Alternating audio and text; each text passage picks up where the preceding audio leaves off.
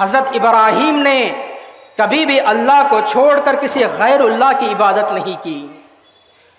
جتنی بھی آزمائشیں آئیں، جتنی بھی مصیبتیں آئیں، جتنی بھی تکلیفیں آئیں، حضرت ابراہیم نے صرف اور صرف ایک اللہ کی عبادت کو کیا۔ حضرت ابراہیم نے صرف اس ایک اللہ کو پکارا جو اللہ ساری کائنات کو بنانے والا ہے، جو اللہ ساری کائنات کو چلانے والا ہے، جو اللہ ہمیں پیدا کرنے والا ہے، اسی اللہ کو حضرت ابراہیم نے پکارا۔ اگر ہمارا عقیدہ صحیح ہے، اگر ہمارا ایمان مضبوط ہے، ایک اللہ کو، اس وحدہ لا شریک کو اگر ہم ماننے والے ہیں، تبھی جا کر ہماری عبادتیں اللہ کے پاس قبول ہوں گی، ورنہ ہماری عبادتوں کو، ہماری اس قربانی کو، ہماری اس نماز کو ہمارے منہ پر دے مارا جائے گا۔ ہمارے سارے نیک اعمال برباد ہو جائیں گے اگر ہماری زندگی میں توحید نہ ہو۔ جو مصیبت میں تعویذ باندھتا ہے، جو پریشانی میں کالے دھاگے باندھتا ہے، جو پریشانی میں کسی ولی یا بابا کے پاس جاتا ہے، جو کسی درگاہ کے پاس، خبر کے پاس جاتا ہے، تو ایسے شخص کے بارے میں اللہ سبحانہ و تعالیٰ نے کہا وَهُوَ فِي الْآخِرَةِ مِنَ الْخَاسِرِينَ، ایسے شخص کے سارے اعمال برباد ہو جائیں گے، ساری نیکیاں برباد ہو جائیں گی، اور وہ آخرت میں نقصان اٹھانے والے لوگوں میں سے ہو جائے گا۔ ان الحمد للہ نحمده ونستعینه ونستغفره ونؤمن به ونتوکل علیہ ونعوذ باللہ من شرور انفسنا ومن سیئات اعمالنا من يهده الله فلا مضل له ومن يضلله فلا هادي له اشهد ان لا اله الا الله وحده لا شريك له واشهد ان محمدا عبده ورسوله اما بعد فان خير الحديث كتاب الله وخير الهدي هدي محمد صلى الله عليه وسلم وشر الأمور محدثاتها وكل محدثة بدعة وكل بدعة ضلالة وكل ضلالة في النار فأعوذ بالله السميع العليم من الشيطان الرجيم بسم الله الرحمن الرحيم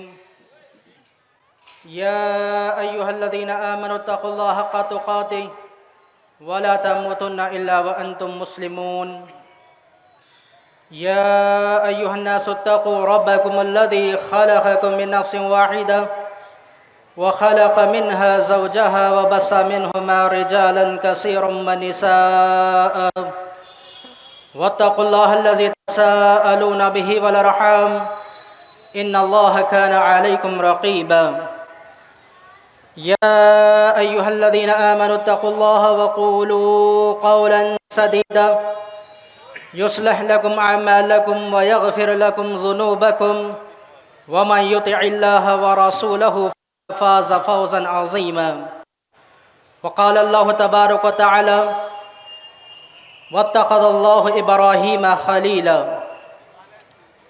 ہر قسم کی تعریف، بڑھائی و کبریائی اس ایک اللہ عز و جل کے لیے لائق و سزاوار ہے، جو اللہ اپنے اعمال میں، اپنے افعال میں، توحید میں یکتا اور واحد ہے۔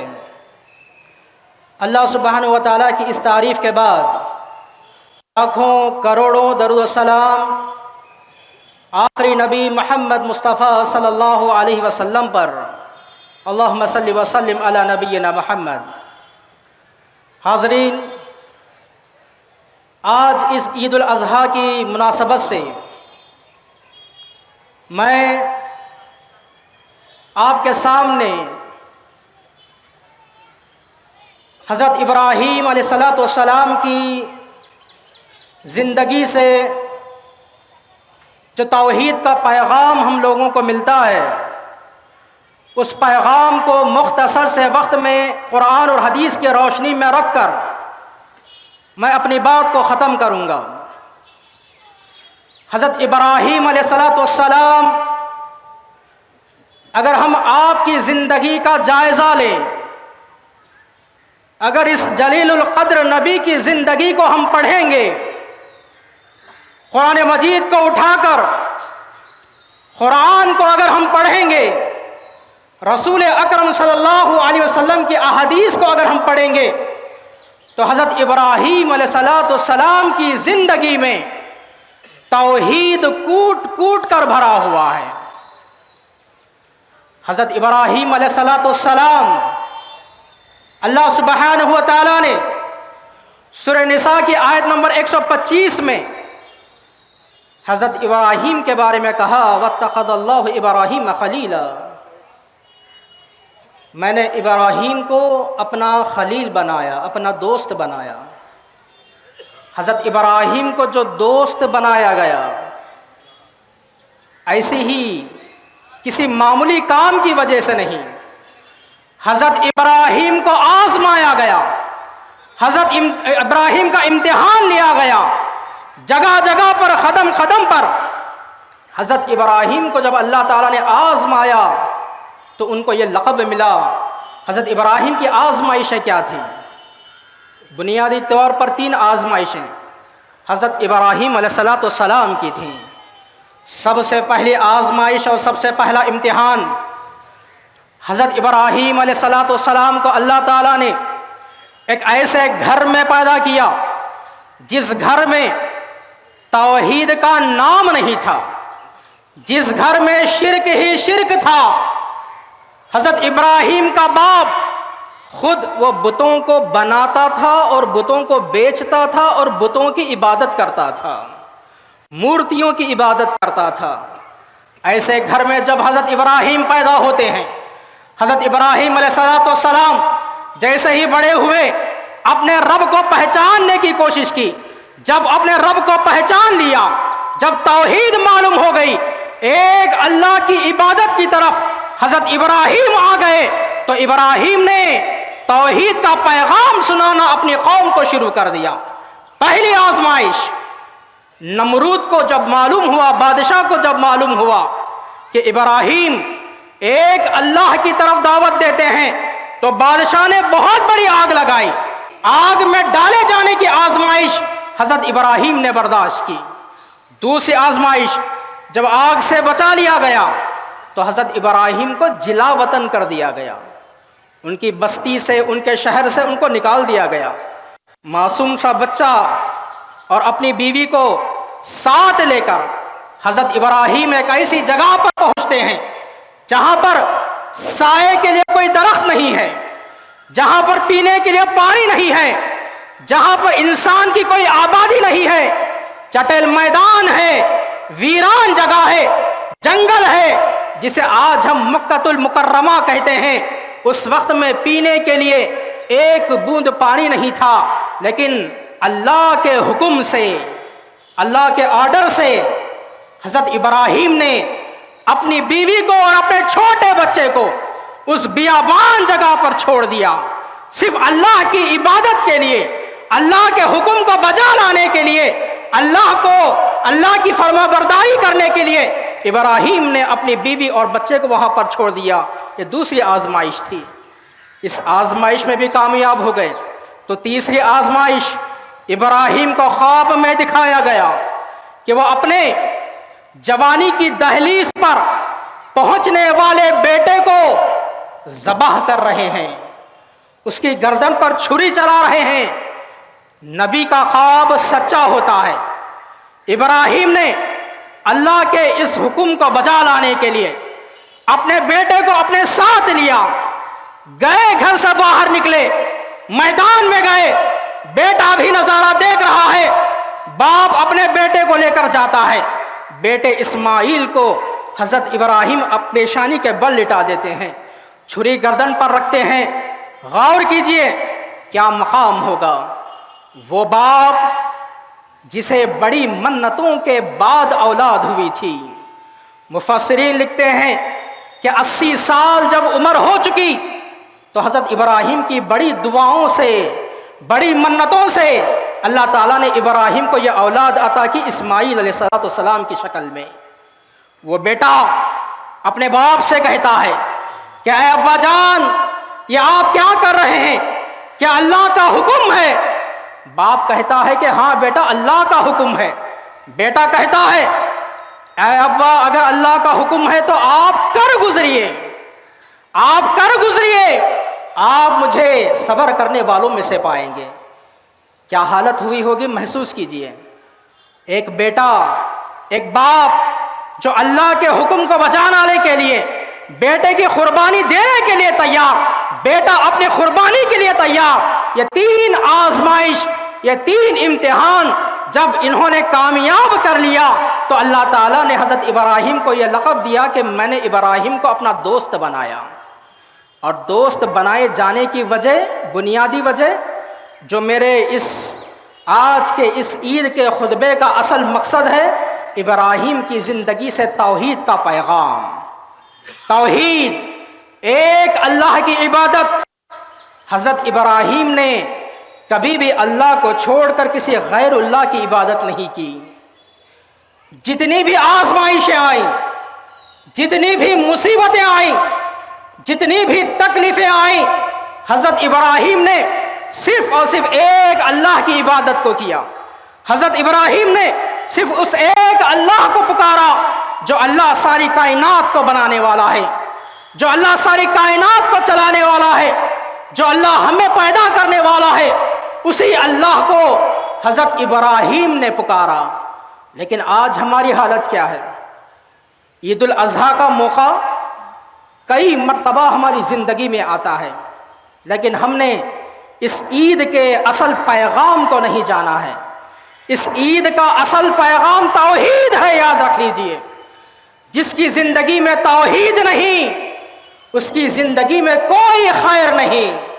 جو شخص ایک اللہ کی عبادت نہیں کرتا، جو ایک اللہ کو نہیں مانتا، جو ایک اللہ کو نہیں پکارتا، نہ اس کی کوئی نماز قبول ہوگی، نہ اس کا کوئی روزہ قبول ہوگا، نہ اس کا کوئی حج قبول ہوگا، نہ اس کی کوئی قربانی قبول ہوگی، نہ اس کا صدقہ و خیرات قبول ہوگا۔ اگر ہمارا عقیدہ صحیح ہے، اگر ہمارا ایمان مضبوط ہے، ایک اللہ کو، اس وحدہ لا شریک کو اگر ہم ماننے والے ہیں، تبھی جا کر ہماری عبادتیں اللہ کے پاس قبول ہوں گی، ورنہ ہماری عبادتوں کو، ہماری اس قربانی کو، ہماری اس نماز کو ہمارے منہ پر دے مارا جائے گا۔ ہمارے سارے نیک اعمال برباد ہو جائیں گے اگر ہماری زندگی میں توحید نہ ہو۔ اس کی دلیل سورہ مائدہ سورہ نمبر 5 آیت نمبر 5، وَمَنْ يَكْفُرْ بِالْإِيمَانِ فَقَدْ حَبِطَ عَمَلُهُ وَهُوَ فِي الْآخِرَةِ مِنَ الْخَاسِرِينَ۔ اللہ سبحانہ و تعالیٰ کہتے ہیں کہ جو شخص ایمان پر کفر کرتا ہے، یعنی جس کے اندر توحید نہیں ہے، جس کا ایمان مضبوط نہیں ہے، جس کا عقیدہ صحیح نہیں ہے، جو مصیبت میں کسی غیر اللہ کے پاس چلا جاتا ہے، جو مصیبت میں تعویذ باندھتا ہے، جو پریشانی میں کالے دھاگے باندھتا ہے، جو پریشانی میں کسی ولی یا بابا کے پاس جاتا ہے، جو کسی درگاہ کے پاس، خبر کے پاس جاتا ہے، تو ایسے شخص کے بارے میں اللہ سبحانہ و تعالیٰ نے کہا وَهُوَ فِي الْآخِرَةِ مِنَ الْخَاسِرِينَ، ایسے شخص کے سارے اعمال برباد ہو جائیں گے، ساری نیکیاں برباد ہو جائیں گی، اور وہ آخرت میں نقصان اٹھانے والے لوگوں میں سے ہو جائے گا۔ اسی طرح اگر ہماری زندگی میں توحید نہ ہو اور شرک ہو، اگر شرک ہو تو کوئی عمل اللہ کی بارگاہ میں ہمارا قبول ہونے والا نہیں۔ آج ہم جو 25,000 30,000 40,000 کا بکرا خرید کر اللہ کی راہ میں قربانی دے رہے ہیں، آج ہم جو نمازوں پر نمازیں پڑھ رہے ہیں، آج ہم 1 لاکھ کا بیل خرید کر، جانور خرید کر جو اللہ کی راہ میں قربانی دے رہے ہیں، اگر ہماری زندگی میں کہیں شرک ہے تو یہ ہماری عبادت اللہ کے پاس قبول ہونے والی نہیں۔ اس کی دلیل اللہ سبحانہ و تعالیٰ نے سورہ زمر سورہ نمبر 39 آیت نمبر 65 میں کہا وَلَقَدْ أُوحِيَ إِلَيْكَ وَإِلَى الَّذِينَ مِنْ قَبْلِكَ لَئِنْ أَشْرَكْتَ لَيَحْبَطَنَّ عَمَلُكَ۔ اللہ سبحانہ و تعالیٰ نے نبی صلی اللہ علیہ وسلم سے خطاب کرتے ہوئے کہا اے نبی، اگر آپ شرک کرو گے، اگر آپ اللہ کے ساتھ کسی کو شریک کرو گے، لَيَحْبَطَنَّ عَمَلُكَ، ہم آپ کے عمل کو برباد کر دیں گے۔ نبی کو یہ کہا جا رہا ہے تو میں اور آپ کیا چیز ہیں؟ اسی لیے ہمیں ایک اللہ کی عبادت کرنا چاہیے۔ لیکن افسوس ہوتا ہے جیسے ہی کوئی مصیبت آ گئی تو بہت سارے گھرانوں میں تعویذ لٹکا ہوا ہم دیکھتے ہیں، بہت سارے گلے میں ہم تعویذ لٹکا ہوا دیکھتے ہیں۔ آج بہت سارے لوگ خوش فہمی میں ہیں یا پھر غلط فہمی میں ہیں کہ ہم لوگ قرآن اور حدیث پر چلنے والے، ہم لوگ قرآن اور حدیث کو ماننے والے، ہمارا تعلق شرک سے کیا ہے؟ ہم تو توحید پرست ہیں۔ لیکن اللہ کی قسم آج بہت سارے اچھے گھرانوں میں شرک موجود ہے، بہت سارے گھرانوں میں شرک موجود ہے۔ کہیں تعویذ گھروں میں ناریل کی شکل میں لٹک رہا ہے، کہیں پر تعویذ گھروں میں قرآنی آیات اور ٹغروں کی شکل میں لٹک رہا ہے۔ گھروں میں یہ ٹغرے لگانا، یہ قرآنی آیات لگانا، یہ بھی تعویذ کی ایک شکل ہے۔ جس طرح ناریل لٹکایا جاتا ہے، جس طرح گلے میں تعویذ لٹکائی جاتی ہے، کالے دھاگے پہننے کا جو عقیدہ، جو مقصد ہوتا ہے، گھروں میں ان قرآنی آیتوں کو، دکان میں برکت کے لیے ان قرآنی آیتوں کو، مکان میں برکت کے لیے وہ ٹغرے اور چاٹ کو لگانا، یہ بھی تعویذ ہے اور یہ بھی شرک ہے۔ اور بہت سارے احباب تعویذ کی شکلوں کو انہوں نے الگ الگ کر کے رکھ دیا ہے۔ آج کل ہم لوگ بہت سارے گاڑیوں کے پیچھے چپل لٹکا ہوا دیکھتے ہیں کہ چپل کا لٹکانا بھی تعویذ ہے۔ ہم گاڑیوں میں نیمبو اور مرچی لٹکا ہوا دیکھتے ہیں، یہ بھی تعویذ ہے۔ ہم گاڑیوں میں کالا ربن، لال ربن لٹکا ہوا دیکھتے ہیں، یہ بھی تعویذ ہے۔ یہاں تک کہ بدشگنی لینا یہ بھی شرک ہے، یہ توحید کے خلاف ہے۔ بدشگنی یعنی اگر بلی ہمارا راستہ کاٹ دے، بلی راستے سے گزر جائے، لوگ واپس آ جاتے ہیں۔ عقیدہ کیا ہے؟ ایمان کیا ہے؟ بلی اگر راستے سے گزر جائے تو کوئی حادثہ ہو جائے گا، لوگ واپس آ جاتے ہیں۔ رات میں ناخن نہیں کاٹنا چاہیے، لوگ کہتے ہیں۔ رات میں جھاڑو نہیں جھاڑنا چاہیے، اگر جھاڑو جھاڑیں گے تو گھر سے برکت جھاڑی جائے گی۔ رات میں آئینہ نہیں دیکھنا چاہیے، رات میں کنگھی نہیں کرنا چاہیے۔ لوگ اس طرح کی بدشگنی لیتے ہیں۔ خصوصیت کے ساتھ عورتوں میں یہ چیز زیادہ پائی جاتی ہے۔ اگر کوئی عورت حاملہ ہے، پریگننٹ ہے، سورج گرہن جب لگتا ہے، چاند گرہن جب لگتا ہے، عورت کو گھر میں سلا دیا جاتا ہے۔ حاملہ عورت کو کوئی کام کرنے نہیں دیا جاتا، اور کہا جاتا ہے کہ اگر حاملہ عورت اس وقت میں کوئی کام کرے گی تو پیدا ہونے والا بچہ ناقص پیدا ہوگا، کان کٹا، ہاتھ کٹا پیدا ہوگا۔ یہ سب بدشگنی ہے اور یہ شرک ہے، یہ شرک ہے۔ اس کی دلیل اللہ کے رسول صلی اللہ علیہ وسلم نے فرمایا، الطیرۃ من الشرک، بدشگنی لینا شرک ہے۔ بہرحال یہ توحید کا پیغام ہمیں اپنی زندگی میں عام کرنا چاہیے، توحید کی دعوت کو ہمیں عام کرنا چاہیے، ورنہ کوئی قربانی، کوئی نماز ہماری قبول ہونے والی نہیں ہے۔ آخر میں کچھ عید کے آداب بتا کر اپنی بات کو ختم کرتا ہوں۔ آج اس عید کی مناسبت سے آپ اپنے اندر، میں اپنے اندر اخلاص پیدا کرنا ہم لوگوں کو ضروری ہے۔ اللہ کے لیے ہمیں قربانی کرنا ضروری ہے۔ ریاکاری ہمارے اندر نہیں ہونی چاہیے، دکھاوا ہمارے اندر نہیں ہونا چاہیے۔ آج اس عید کے موقع پر ہمیں غریبوں کا خیال کرنا چاہیے۔ ہم رشتہ داروں کی لسٹ بناتے ہیں، گوشت کو تقسیم کرنے کے لیے جس رشتہ دار کے گھر میں بڑا بیل کٹا ہوا ہے ہم اس کو گوشت بھیجتے ہیں، لیکن گھر کے بازو کوئی پڑوسی غریب ہے جس کے گھر میں قربانی نہیں ہوئی، ہم اس کا خیال نہیں کرتے۔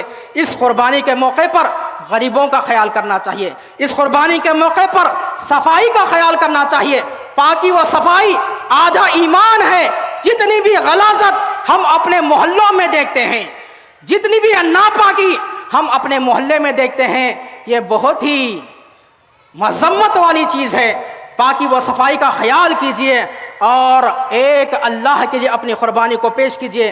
اللہ سے دعا ہے کہ اللہ سبحانہ و تعالیٰ کہنے والے کو کہنے سے زیادہ اور سننے والوں کو سننے سے زیادہ عمل کرنے کی توفیق عنایت فرمائے۔ آمین ثم آمین، وآخر دعوانا الحمد للہ رب العالمین۔